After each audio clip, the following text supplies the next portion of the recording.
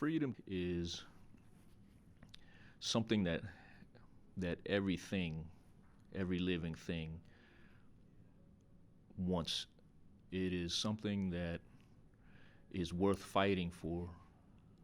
We just had a plane crash into Level 4 of the World Trade Center. I don't think there's anyone who doesn't remember where they were when the attack on the World Trade Center and the Pentagon happened. I was working at a hospital in South Florida and had just stepped out into the hallway when a fire drill started. Ironically, the fire drill happened at almost exactly the same moment as the first plane hit the World Trade Center. It was intentional. It formed all units going into the box. It could be a terrorist attack.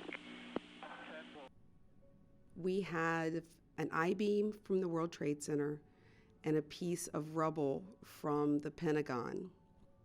Those two pieces of 9/11 history sat in our exit corridor for a couple of years. And it was really amazing to watch the number of people who needed to touch that I-beam or that piece of rubble, to have that personal connection with it. In fact, this past year, we got a call from someone on 9/11, a woman who had been in the World Trade Center when the attack happened. And she can't go back to New York right now. On that day, it's just too hard for her. But she called and said, "Hey, I'm on my way, and I know I'll only have a few minutes before you close, but can I please come in? I need some time." Never forget America's resilience. Those pieces transcend the military, and it's about the American spirit. We should be proud to claim the title American and be willing to defend that title whenever we need to.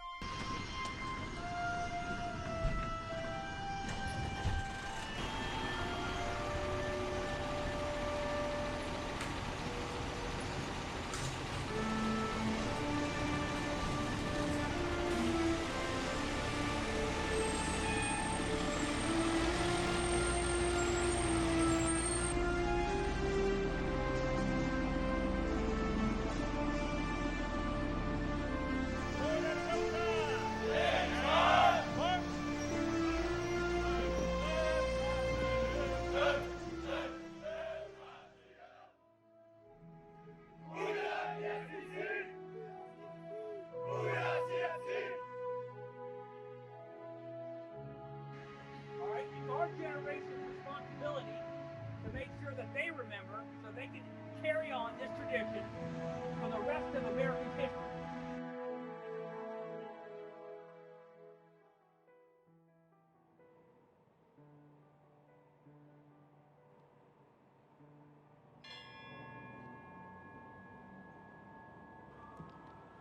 The events of 9/11 are forever etched in the minds of anyone old enough to remember the day. These attacks were directed not just at American people and institutions, but through the symbols of the World Trade Center and the Pentagon, also at our nation's guiding ideals of freedom, liberty, and the pursuit of happiness. This wreath is laid in tribute to the 343 firefighters in New York who risked their lives to climb 110 floors and 2,071 steps to save those who were trapped in the Twin Towers. Another 110 firefighters have since died from their injuries. This wreath is laid in tribute to the 71 officers killed when the Twin Towers collapsed. Another officer was killed when United Flight 93 crashed into the field in Shanksville, Pennsylvania, as he and other passengers attempted to regain control of the plane from the hijackers. This wreath is laid in tribute to 125 Department of Defense personnel, including military service members, civilian employees, contractors, and the 59 passengers on board who were killed when hijackers crashed into the Pentagon.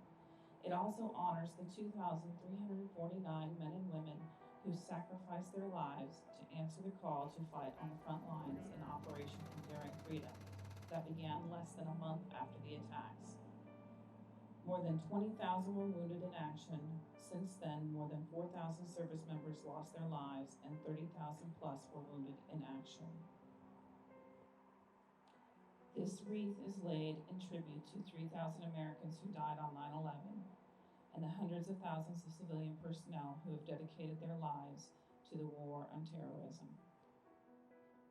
We do this for our families. We do this for our brothers and sisters, our fellow countrymen. And most of all, we do this for our God.